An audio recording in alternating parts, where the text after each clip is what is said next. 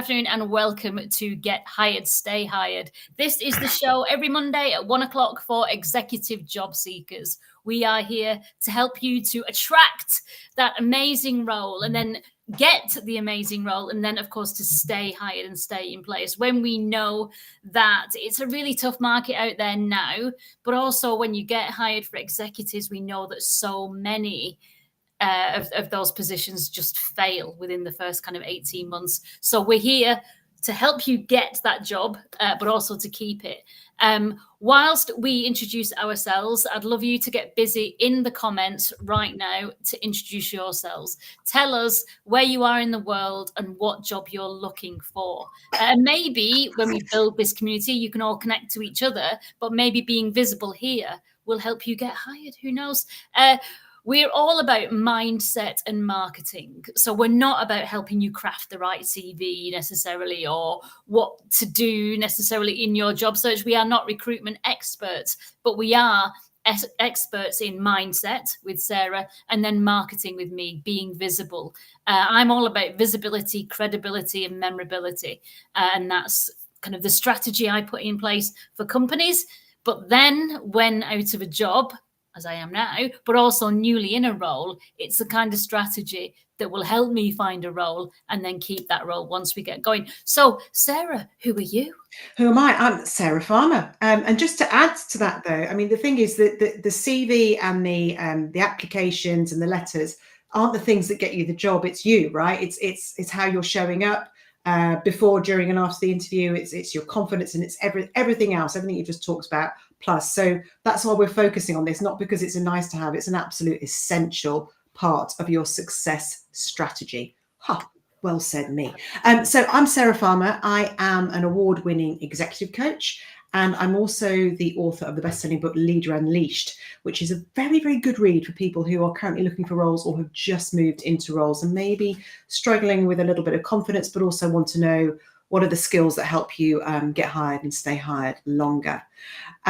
So yeah, we are here ready to help you ask questions, get into the chat. What's blocking you? What's getting in your way? What support you need? What do you want to tell us? We want to make this a really positive environment. This isn't just a moan fest. People going, it's really hard out there. We know it is. So what we'll be asking you is what's going on for you. Feel free to tell us, and we are here to support.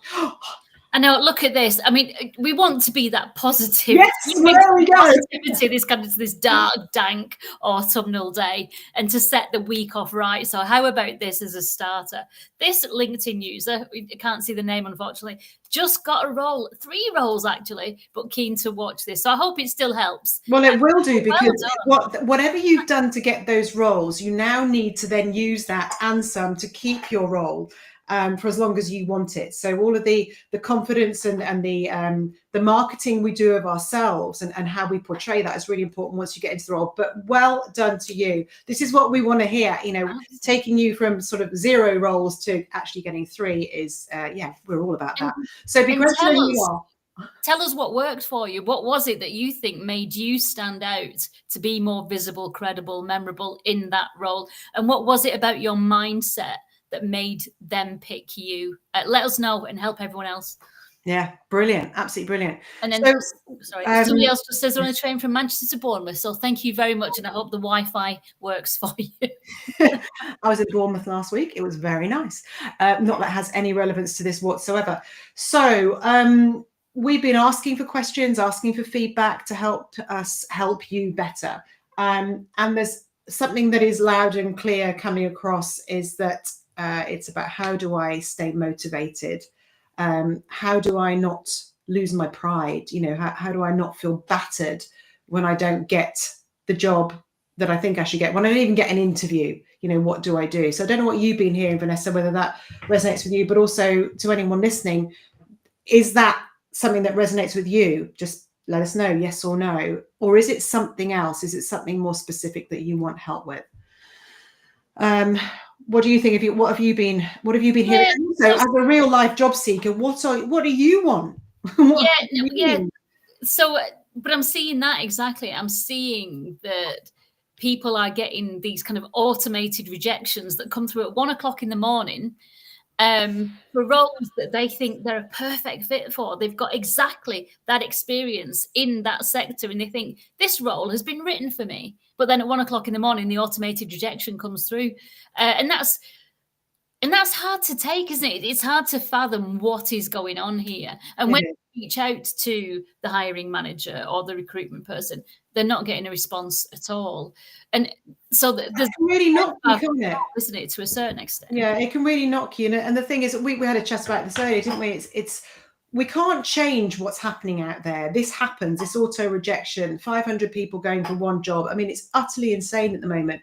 But what we can do is look at what else can you do that is more in your control, rather than getting upset and bothered by the things that are out of our control. So if you've heard of the sphere of influence, this is what I'm talking about. It's like, what is it that you can do to influence or have more control over your job seeking success? And one of the main things is absolutely what's going on in here. But let's have a look at what's coming up. So Windsor said it wasn't his qualifications, but it was his attitude and personality that's helped him get the role that he was looking for. So congratulations on that, Windsor, and thank you for telling us who you are. And he's on the train. On the train, yeah. We've also got. So Malcolm's just come in. Okay. He finds himself in roles where the team around him is fantastic, but senior managers decide to cut the role. Without proper explanation. Usually these are based on strategic or policy decisions. Yeah. So this is about, I think, Malcolm, correct me if I'm wrong, this is the question I'm wondering then is how do I keep these roles, especially around these faceless senior managers? And again, this is something we've talked about before, and I've talked about with you, Vanessa, quite a bit, isn't it? It's about making sure that when you've got into those roles, we don't assume that everybody remembers why we're there, how good we are, how we got the job in the first place, and all the success that we're having. Most of the time, people will assume, hopefully, that you're doing a good job. But unless we are outwardly portraying that and sharing the value consistently and with emotional intelligence at the right time, with the right people, for the right reasons, i.e. with the right intent, not to show off, but just to remind people to connect and join the dots between why you employed me, what I'm achieving, and why you need to keep me. This can be one of the main reasons that people's onboarding goes to pot. And when I talk about onboarding, I'm talking the first 18 months. So that's, if it's going to go wrong, that's usually when it goes wrong. So one of the things, I don't know if you have been doing this, Malcolm, is think about how am I letting people know about the value that I'm adding. Even to the faceless ones, you need to find a way for them not to be faceless. It's too dangerous. You're not in control. You're rolling the dice here by them not knowing. I was going to add to that as well. It's when you kind of start with a role, you remember, if you keep with you kind of the job description, what they were looking for, what they hired you to do, and you use that, that's really, really helpful in those first 6 months or 12 months. But that kind of weekly or bi-weekly connection to the people up at the top who are making the decisions is really essential, because their priorities change as their problems change, and they, come across new challenges and new problems in the business. They're thinking one thing and they're thinking, I really need this, but you're actually delivering another, and it's not your fault. So you've got to, and you've got to take control of that. You've got to make sure that you're getting those really regular meetings with those people who count, so that you're visible to them, your delivery, you're telling them the value that you're creating for them, but also absolutely you're staying synced in to what it is they need from you. Completely. That's really, really important. The amount of times people will say to me, they told me that my job's no longer viable and I'm not doing what they wanted them to do.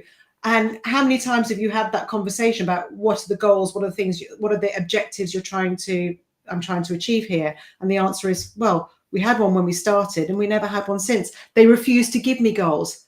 Sorry, if people are refusing to give you goals or objectives or being clear or refusing to have meetings with you to help you be successful, you're already in trouble. So you've got to don't sit back and wait for that to bite you in the bum. Take control of it. Either say, this isn't okay, we need a meeting, or you may actually want to start looking for a new job pretty quickly anyway, because it's going to end in disaster. Yeah, it sounds like Malcolm was in a really tough situation here, because he said that the manager who cut him loose, it was a surprise to him or her that they had to kind of cut Malcolm loose. And then later he found out through an email that was sent to his former colleagues, and then that's how he found out, which is just wrong, isn't it? Well, it is wrong. And again, we can't, this is about how can we control the uncontrollables, which is I may be sharing my value and doing all that communication really well with my manager, but how do I know that they're doing it with their managers? So depending what level we're at, we might have a few layers to actually get through. So I'd be thinking about strategic ways, Malcolm, to make sure that you know what your next manager is sharing and how often, and take more control over that dialogue. But I'm so sorry that happened to you. It does happen. And I'm not suggesting for 1 minute, sorry. I'm not suggesting for 1 minute that it was your fault, but we're always looking for ways of how could we learn from it, and what could we do slightly differently next time that might help us avoid it. Robert's in. Hello, Robert. Glad you're joining us again today. Operations commercial hybrid lead, a deep defence background and a credible track record in tech delivery to defence and regulated industry. Yeah, I mean, good work. This is really good. Somebody needs a Robert out there. So, let's get sharing and caring. So how is your job search going, Robert? Let us know. What have you been up to? He does add that recruiters invite people to contact reference a role. And I've had this also. Yeah. They, but then don't reply. We talked about, didn't we, the spray and pray method of sending an application in, but not contacting the people who matter. And you are wasting your time unless you make yourself visible to the hiring manager. But when they don't respond, it can be quite frustrating. Can be frustrating. What's interesting here is that Robert says it's hard not to take that personally. I get it. I mean, it does feel personal. The innate response to that is rejection, because you are being rejected. And when our brain picks up rejection, the first thing we do is it feels personal. It's like, what's wrong with me? Why wasn't I good enough? What did I do wrong? All of this stuff. So you're having a really normal response to a very unpleasant situation, an experience. However, it's really important to catch that in the moment and notice that you're doing it, and then have a chat with yourself, which is, okay, this is an innate response to rejection. All right, perfectly normal. What am I going to do with it now? The truth is, there is another truth here, which is it's absolutely nothing to do with you whatsoever. All right, and everything to do with their process and what they're doing and the amount of people that have come before you. Maybe there was 300 people did the same thing on the same day, and they go, right, we'll just pick 5. That isn't personal. I mean, it's bloody stupid, but it isn't personal. So I would be very surprised if anyone didn't feel rejection sensitivity to that as an innate response. However, we have more control over how we think, how we feel, and what we do with those feelings if we recognize them. So I'm all about self-awareness and emotional self-control. It's what I do for a living, is teach people how to do that, whether it be in the job seeking, job keeping, or any leadership development type roles. And it's worth just keeping a check on that. Absolutely. And I would also say that Sarah is a very excellent executive coach. And so leaders, hiring managers, recruitment managers, if you aren't, confident in giving people uncomfortable feedback, or just truth, give them the truth, then learn. Just help. Yeah, seriously, learn how to do it. The thing is, the brain's just doing its normal thing when we're asking for feedback. 2 things are going on. One is, most of the time they won't really know why that you haven't got the job and someone else has. It'll be an internalization of how much they liked you, how confident they felt with you, how you came across, and whether you set off any warning bells in their head versus the other person who didn't, maybe. But they will not necessarily have the emotional intelligence, because they won't have worked with me yet, to understand that to understand how to access those thoughts and actually put them into realistic feedback. They just won't know how to do it. So you will either get complete dismissal, oh, you were just, just weren't the right fit, or you'll get nothing at all because their brain's going, crap, I don't know how to explain this to you because I don't understand it myself. And I don't want to sound unfair. And also the other thing is people don't like giving feedback because we assume feedback is going to be negative, and we could assume that negative feedback is feedback saying you didn't get the job, because I don't see it like that. I see it as that would be incredibly helpful to know why I didn't get the job. Thank you very much, please. Yeah. So if any recruiters, anyone that's going to be giving feedback to candidates this week, next week, please, God's sake, just give them something useful. And if it is, I don't really know why, I just felt more comfortable with the other person, that's okay too. All right, that's at least something, so the person doesn't go away thinking, well, it's because I just wasn't good enough. I'll get off my box now. Sorry, I'm down. No, it's good. Wendy just responds to Malcolm, and it's about that again, about being visible to those higher up in the chain.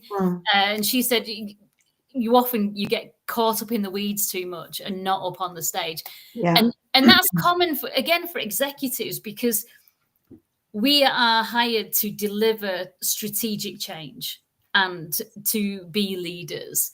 But often if those smaller in the weeds jobs don't get done, we can't do the bigger jobs. But we've got to stand back and focus on the bigger jobs. Not get dragged into it.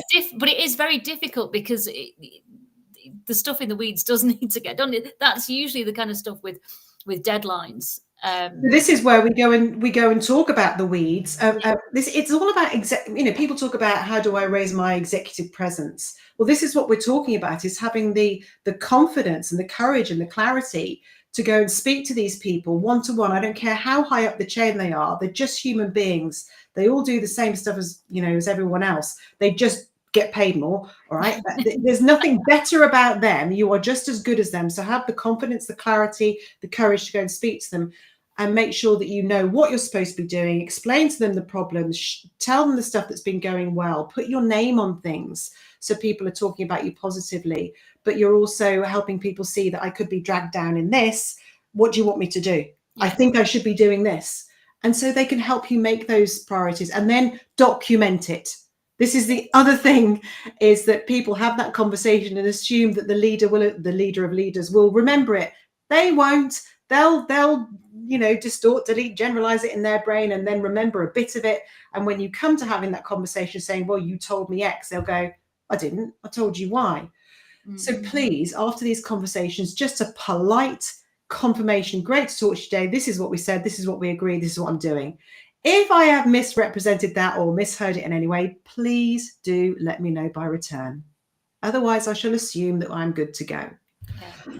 Cover your arse. You shouldn't have to, but it's just about, actually, it's not about covering your arse. It's about taking control of your future success.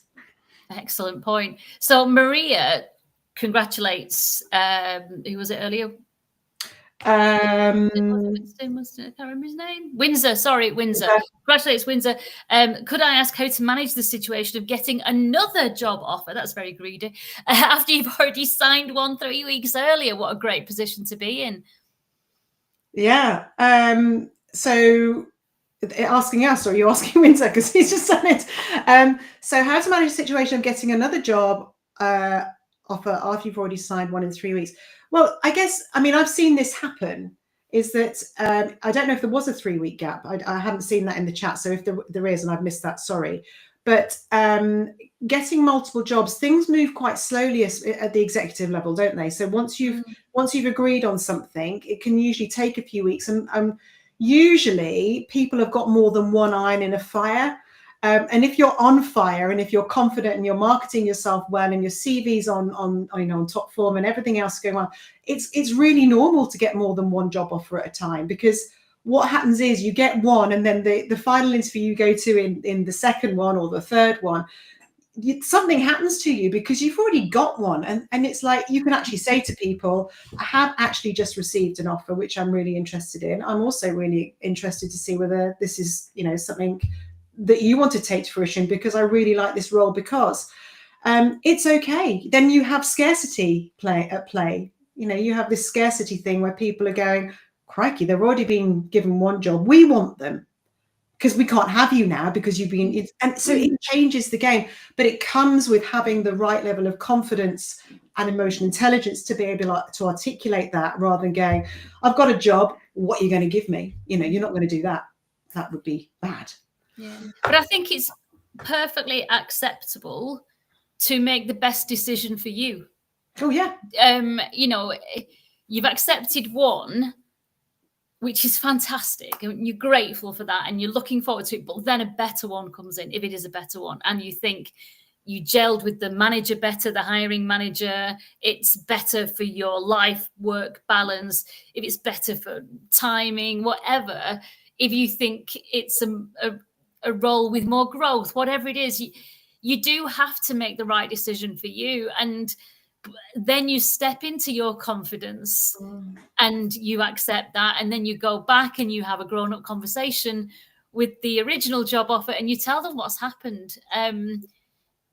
Would you, because I'm just wondering, I know I've never been in that situation, I don't think. Okay, well, I know several people who have, and what I've seen happen is that they haven't taken it straight away. They've so instead of the recruiter being in charge, the recruitee becomes in charge, and they go, thank you very much for the offer, I'm considering it. And in that time, so they haven't accepted the offer, right? They've just said they're considering it. They're, you know, wonderful, it sounds great, just got a few things to sort out, and I'll be back to you within X amount of days.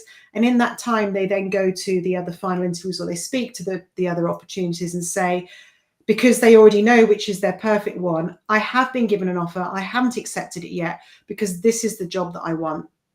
So, but I have to make a decision quite soon. So either can we hurry up with the final interview, or can you hurry up and make a decision?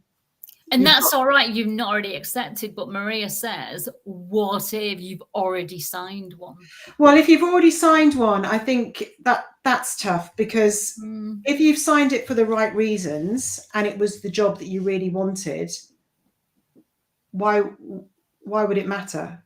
What it suggests is you've taken it because it was a thing and nothing else had come in yet, which can also happen. And there's 3 weeks difference here, so if you haven't started and you haven't signed anything, you might have already signed some. Listen, the truth is, people do all sorts of things for all sorts of reasons. I think what you said, Vanessa, is spot on. Is if the one that comes in 3 weeks later is better and it feels right for you and you're doing it for the right reasons, then it's absolutely right not to get into that process any further and have that grown-up conversation. Yeah, you know, I struggle with it because I'd hate to do that if I'd already agreed it and people had been so great to offer me the role. No, they haven't. And this is the thing, they haven't been great to offer you the role. You both, the two of you together, decided that it was a good fit. Yes. So let's not forget that we are bringing tremendous value. They are lucky to have us, and we are lucky to have their opportunity to work with. It's a two-sided thing.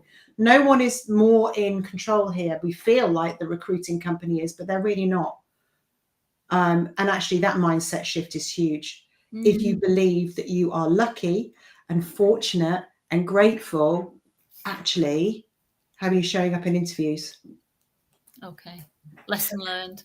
Yes, sorry, that sounded very teacherish. Talking about lessons learned, Robert says this being visible in a role is a new concept to him and one that's likely passed him by. So it might explain how he's now on the wrong side of the fence. I think so. You know what? And I'm a communicator. That's my role. But and visibility is my thing. I don't do it. I've fallen foul of this by being too busy. So it's managing yourself, being the executive. And it isn't just about being too busy, is it, Vanessa? It's not. Now, don't forget that I know you and we've had these conversations, because I always like to go a little bit deeper. So that surface level, oh, I was too busy, actually it's bullshit. It's something to do with that, but it's also to do with the fact that we didn't want to go and blow our own trumpet. It can feel a bit icky. We didn't know we were supposed to. You did, by the way, so naughty, naughty, naughty. But you're getting a hard time today. I know you pick on me.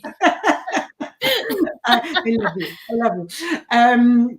But I hope this is helpful for other people that are listening to this, because you are a real life example. I do talk to you a lot about this, so please let us know if this is helpful, or whether you just think I should stop picking on Vanessa. But yeah, it's not knowing that we need to, because it's new. It's a new concept to us. We didn't think we shouldn't have to. The fact is, if you want more control over your future success, do everything you can in your power. And one of the things I talk about in my book, Leader Unleashed, is about connecting those dots and helping people see the value, because otherwise you're just leaving yourself open. So Robert, I'm really glad that's a new thing that maybe you can take in. And if you want to learn once you're in your next job, how to do that comfortably, because that's the next thing is, how do I do it? Then do get in touch. But really, very simply, it's without any ego. Think about who might need to know about the value that I'm adding. How will it benefit them and me? So it's not just, one-way street. When would I do it? How would I communicate it? How often? And the intent behind it is, it's really helpful for us all to know. Because, for example, I've got a senior leadership team who are like, why would we show off and say what we've done well? I'm thinking, well, you over there might be able to tell that person over there something that you did, a process that they could then borrow or use, and then you all get better. And I thought that was really obvious, but it was a foreign concept. So something that I used to do with my team at ASAFE was on Friday, and some people, it made them feel uncomfortable, but they got over it and actually began to enjoy it, is we would have our weekly wins. So at 3:00 on a Friday afternoon, we would stand up and huddle, and we'd say, what are our weekly wins? What did we win at this week? Where have we progressed? Where have we done well? And the idea was you kind of find one or two little things to share, to celebrate your own success and to recognize how far you've come, so that you could recognize it in yourself. But then, of course, then you need to push that upwards. Exactly. But as well as the pushing it upwards, the visibility, it's also to get the alignment to make sure that you're still delivering what they want you to deliver, and that their kind of thoughts and their focus isn't somewhere else now because a new challenge has come in and they've got different pressures. So there's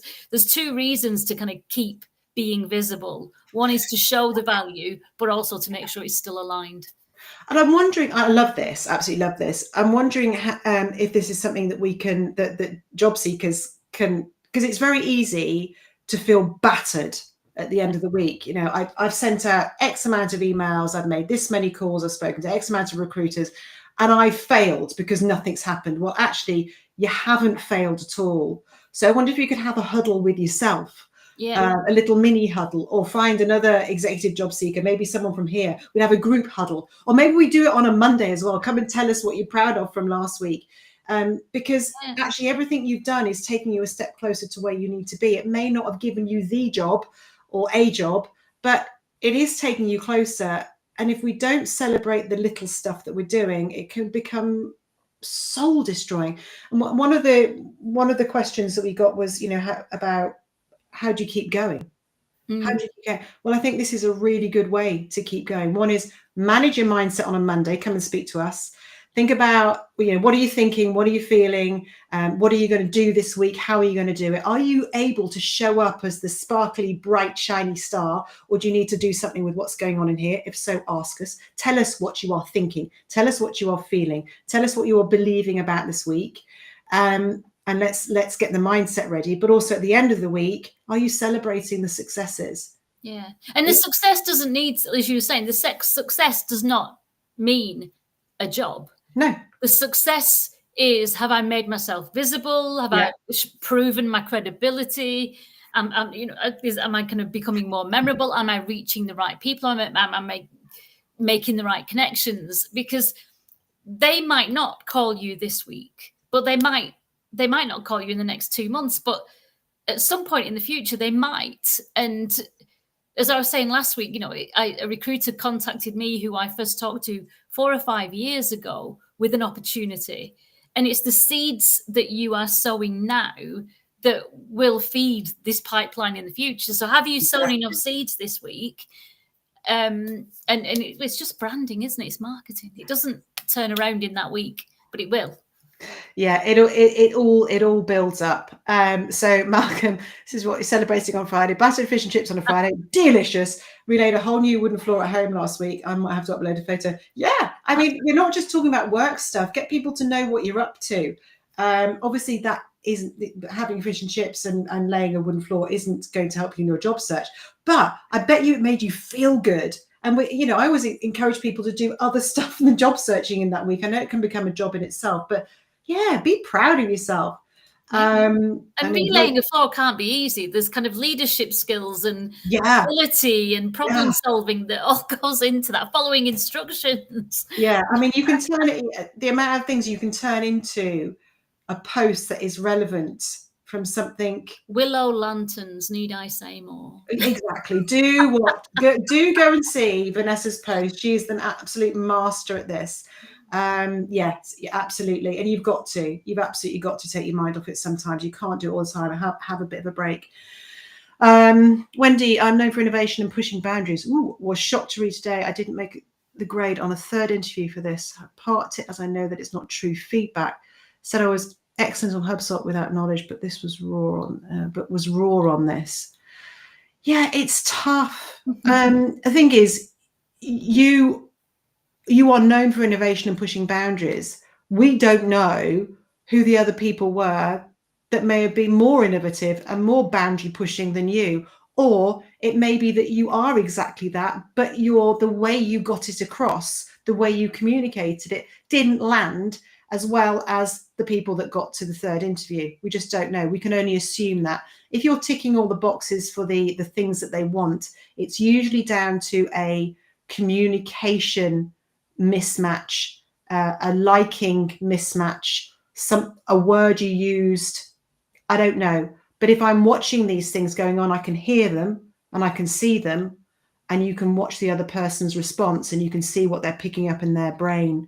So I don't know you other than from LinkedIn, Wendy, and I think you're fab from everything I've seen, but I don't know how you communicate. And I don't know what the communication style preference was of the people that were interviewing, what they needed versus what you gave them. That might be worth thinking about. Also, what were you thinking and feeling and believing about yourself before that interview? Was that optimal? If you look back at it now, would you have answered anything differently? You know what? You didn't get this one, but what can you learn from it? Yeah, I do know Wendy, and we've talked about it. And none of this will surprise her because, well, we'll not go into it. But yeah, it's all good. Malcolm is always visible on LinkedIn. Just to say something about that, I looked, because we talked about visibility last week and we talked about posting on LinkedIn and commenting and all this. I had a look at my stats, profile appearance statistics at the minute. So through August, I tried to post every day, Monday to Friday, did a few over the weekend. And I've been trying to post at least 5 times on LinkedIn a week, so regularly.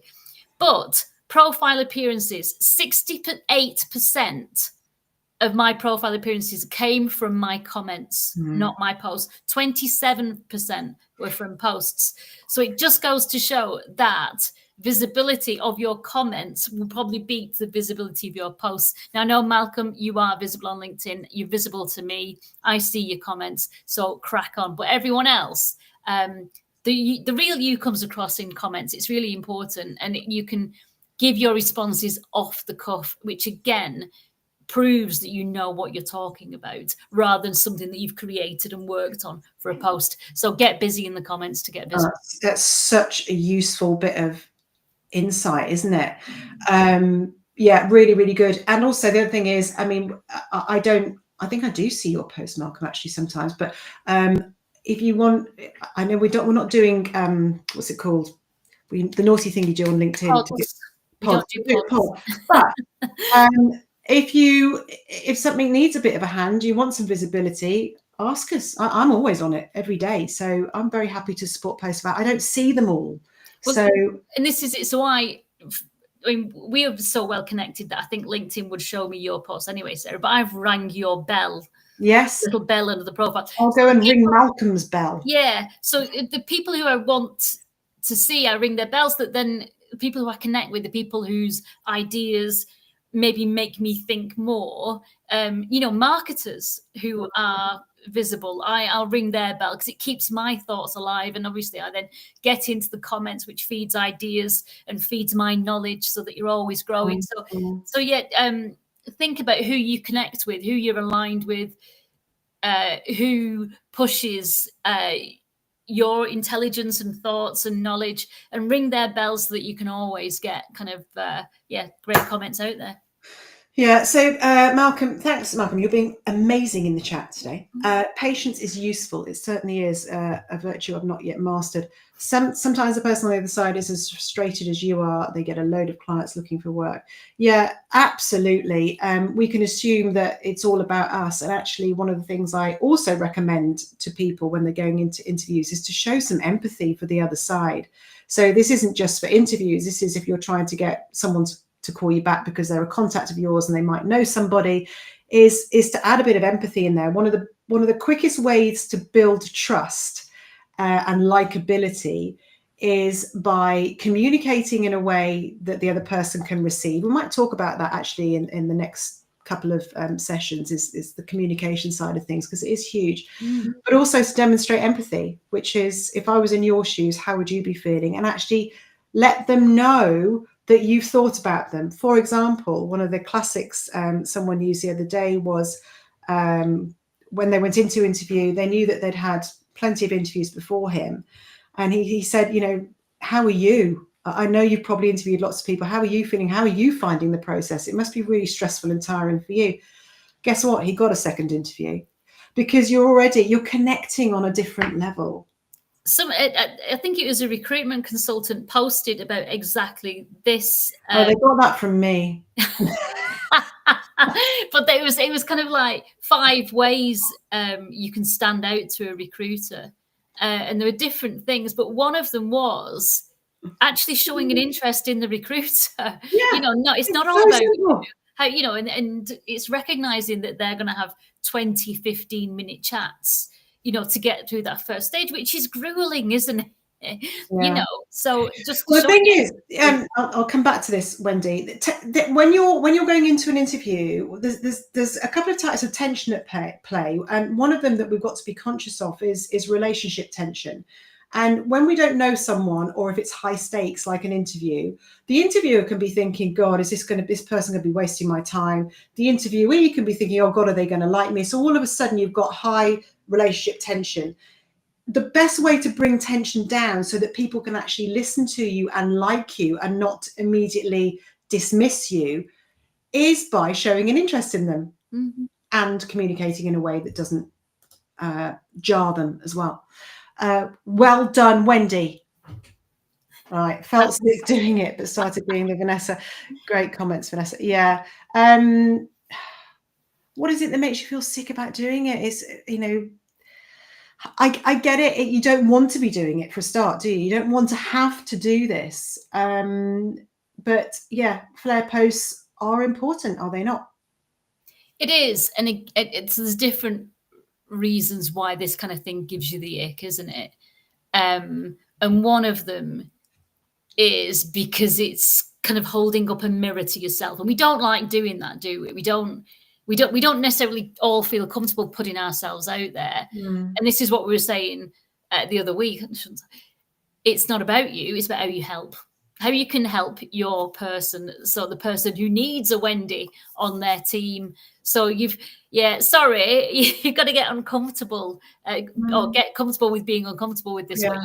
You've got to, because somebody out there needs you, and they won't find out about that unless you're telling them. You've got to be visible. You can't buy what you can't see. So get over it and start selling your value and tell us how fabulous you are and how you can help companies. And your post was brilliant because it wasn't I need a job at all. It was about, I've brought, I don't know how many, 83% growth was it, or and things like that, taking companies from X million to sounds brilliant. I'm going to go and look at it after this, Wendy, and give it a like and a comment. But yeah, I mean, the thing is, if you're feeling sick, then you are not believing what you've just said, which is somebody needs me. Actually, you're doing a really good service here by letting people know that the amazing Wendy Stevens is out there and ready for her next role. So wouldn't it be rude, actually, Wendy, not to tell people? Rude. Good for you. Well done. And if people don't know what a flare post is, go and have a look at Wendy's today and give it a like and a comment. Let's help her. It's the flair telling people that you're available and how you can help, most importantly, what you're available for, where you are, how you can help. It's not a moan fest. It's not, oh God, I haven't been offered a job yet and I've done this and I've done that. Actually, that really, don't do that. Yeah. Unless you absolutely have to for some other reason. But yeah, the flare post is different. So Malcolm, I've had interviews where I've connected with the interviewer before. They've started asking interview questions and it turned into a two-way chat with the questions turning into a flowing conversation. Beautiful. And this is it. So I know we're kind of out of time now, aren't we? Oh gosh, we are. Yes, sorry. Taking control of the interview is really important because no one likes the time wasty questions. What are your biggest strengths and weaknesses? And at executive level, it shouldn't be that at all. No. You've done exactly right, Malcolm. You take control of the interview. You talk about the business. First of all, you talk about them. You get the conversation blowing, and then it's a grown-up conversation about the business challenges and how you can help and how you've done it before, and so that you don't get those icky questions. You're talking about their real problems and how you're going to help them, which is far more useful for everybody. Yeah. And I know we've said it before, and I'm going to say it again, and we'll probably say it again every single week because this gets forgotten, is that this is a two-way street. You are not to be grateful that you have got an interview. You are both fortunate to have come across each other, and what you're doing is exploring as if you are good for each other. It is not all about them. It is not all about you. So I'm excited to be here because I want to learn about you to see if I'm a good fit for you and vice versa. So I have my questions, you have your questions. At your level, if you're not playing on a level field, you're already making them nervous because you should be able to have that conversation leader with leader. Yes, absolutely. So have a fabulous week, everybody. Hope this helps. Thank you for the lovely comments coming in saying thank you for us. You make it all possible, and it's your questions that feed us. So please do keep showing up, especially when you get the roles, so we can celebrate with you, but also help you in those first kind of 6 months as well. Yeah, and when you've got an interview, but do keep the questions coming in as you're thinking through this week. Oh God, I wish I could ask about that. What do I do if this happens? Or why am I feeling this way? Send them to me, send them to Vanessa. We'll log them for next week. We might even answer them before that. Yeah. But we're here to help you. So tell us what you need. We'll support you. We'll teach you. We'll give you knowledge that we've got, and we'll do everything we can. But together we are stronger and we will rise. We'll rise together. Have a great week. Have a great week, everyone. Take care.